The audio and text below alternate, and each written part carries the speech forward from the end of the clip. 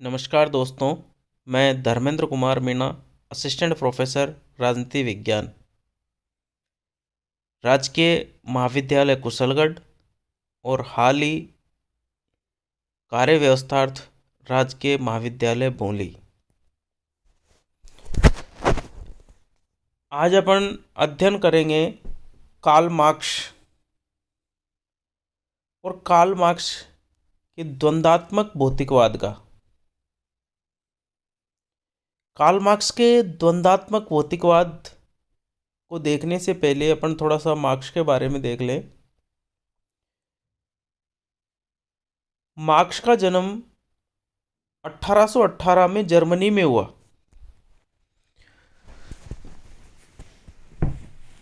1843 में Karl Marx का विवाह जेनी के साथ हुआ और 1844 में कार्ल मार्क्स की दोस्ती एंजेल्स से हुई और दोनों की दोस्ती बहुत अच्छी हो गई। कार्ल मार्क्स और एंजेल्स बहुत अच्छे दोस्त थे। 1864 में कार्ल मार्क्स ने लंदन में अंतर्राष्ट्रीय श्रमिक समुदाय का गठन किया, जो प्रथम अंतर्राष्ट्रीय के नाम से विख्यात हुआ। 1883 में कार्ल मार्क्स का देहांत हो गया।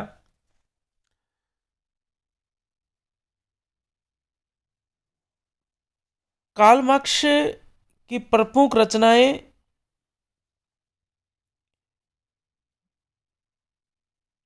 कुछ किताबें तो इन्होंने एंजेल्स के साथ मिलकर लिखी।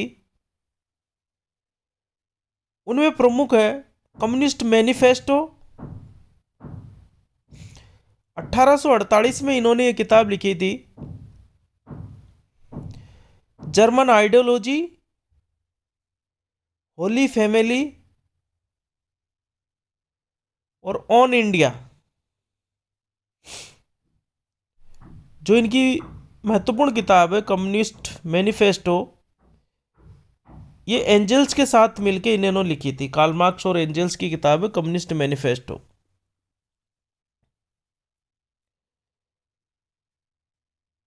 ये चारों किताबें communist manifesto, German ideology, Holi family और ऑन इंडिया, ये कार्ल मार्क्स और एंजेल्स दोनों की संयुक्त किताबें हैं। दोनों ने मिलके लिखी है। इसके अलावा the poverty of philosophy, Das Kapital और आर्थिक व दार्शनिक पांडुलिपियां, ये कार्ल मार्क्स की किताबें हैं। The poverty of philosophy, Das Kapital और आर्थिक व दार्शनिक पांडुलिपियां।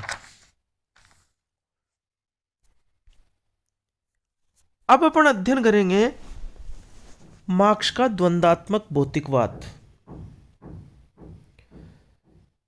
द्वंद्वात्मक भौतिकवाद मार्क्स के संपूर्ण दर्शन का आधार है। इसमें भौतिकवाद की अवधारणा फ्यूबरबाच से और द्वंद्वात्मक की अवधारणा हीगल से ली गई है। द्वंद्वात्मक भौतिकवाद में भौतिकवाद की अवधारणा फ्यूबरबाच से और द्वंद्वात्मक की अवधारणा हीगल से ली गई है। द्वंद्वात्मक प्रक्रिया क्या होती है? मार्क्स के अनुसार समाज की प्रगति प्रत्यक्ष रूप से न होकर एक टेढ़े मेढ़े तरीके से हुई है, जिसके तीन अंग है: वाद, प्रतिवाद और संवाद। क्या कहता है मार्क्स कि समाज की प्रगति प्रत्यक्ष रूप से न होकर एक टेढ़े मेढ़े तरीके से हुई है, जिसके तीन अंग है: वाद, प्रतिवाद और संवाद। आगे अपने समझ में आएगा ये। वाद समाज की एक साधारण स्थिति है। थोड़े समय बाद वाद से असंतुष्ट होकर उसकी प्रतिक्रिया के स्वरूप में प्रतिवाद उत्पन्न होता है। वाद समाज की एक साधारण स्थिति है। थोड़े समय बाद वाद से असंतुष्ट होकर उसकी प्रतिक्रिया स्वरूप प्रतिवाद उत्पन्न होता है और यह निषेधात्मक स्थिति वाद की तुलना में अधिक प्रगतिशील होती है।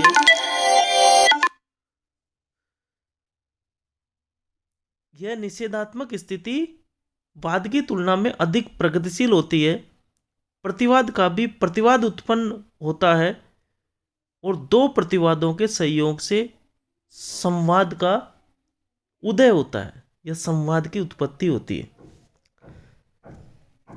जैसे कार्ल मार्क्स ने इसे एक प्रक्रिया द्वारा समझाया है। जैसे गेहूं का दाना एक वाद है, गेहूं का दाना एक वाद है और उस दाने का गलकर अंकुरित होना प्रतिवाद है। गेहूं का दाना एक वाद है और उस गेहूं के दाने का मिट्टी में गलकर अंकुरित होना प्रतिवाद है। और पौधे से बाली का आना और वापस गेहूं बनना संवाद है। और यह प्रक्रिया निरंतर चलती रहती है। द्वंद्वात्मक भौतिकवाद को उन्होंने द्वंद्वात्मक को किस तरीके से समझाया, उन्होंने द्वंद्वात्मक प्रक्रिया को कि गेहूं का दाना एक वाद है, द्वंद्वात्मक प्रक्रिया वाद, प्रतिवाद और संवाद के रूप में चलती है। तो उन्होंने कहा गेहूं का दाना एक वाद है, उसका गलकर अंकुरित होना प्रतिवाद है और फिर उससे पौधा बनना और पौधे में बाली आना और वापस गेहूं बनना ये संवाद है और यह प्रक्रिया निरंतर चलती रहती है।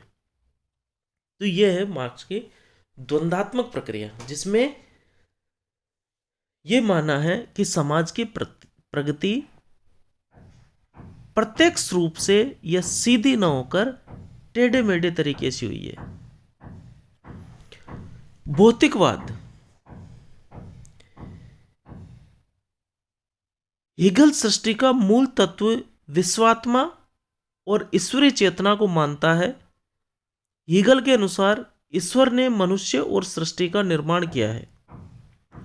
वहीं कार्ल मार्क्स के अनुसार सृष्टि का मूल तत्व पदार्थ या उत्पादन प्रणाली है। ईश्वर ने मनुष्यों को नहीं बनाया बल्कि मनुष्यों ने ईश्वर को बनाया।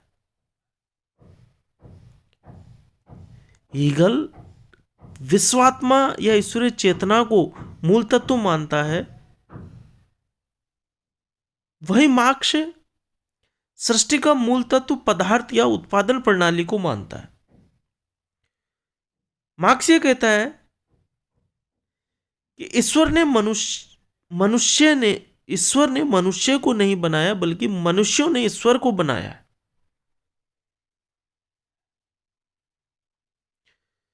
इस संबंध में हीगल का एक प्रसिद्ध कथन भी है, इस संबंध में मार्क्स का एक प्रसिद्ध कथन भी है कि मैंने हीगल को सिर के बल खड़ा पाया और उसे पैरों के बल खड़ा कर दिया।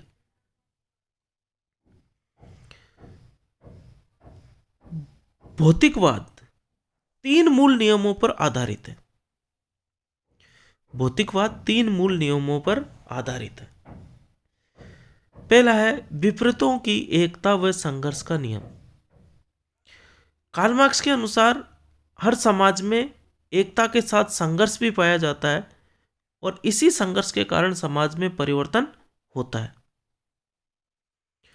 तो भौतिकवाद का तीन मूल नियम है भौतिकवाद के। पहला है विपरीतों की एकता व संघर्ष का नियम। दूसरा है परिणात्मक व गुणात्मक परिवर्तन।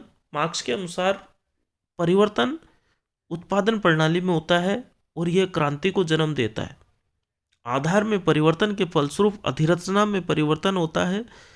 आधार का अर्थ उत्पादन प्रणाली से है, जबकि अधिरचना में सामाजिक, राजनीतिक और सांस्कृतिक व्यवस्था आती है। आगे अपन देखेंगे आधार और अधिरचना को, तो आगे भी पर सीधा सा है। आधार में तो उत्पादन प्रणाली आती है, जबकि अधिरचना में सामाजिक, राजनीतिक और सांस्कृतिक व्यवस्था आती है।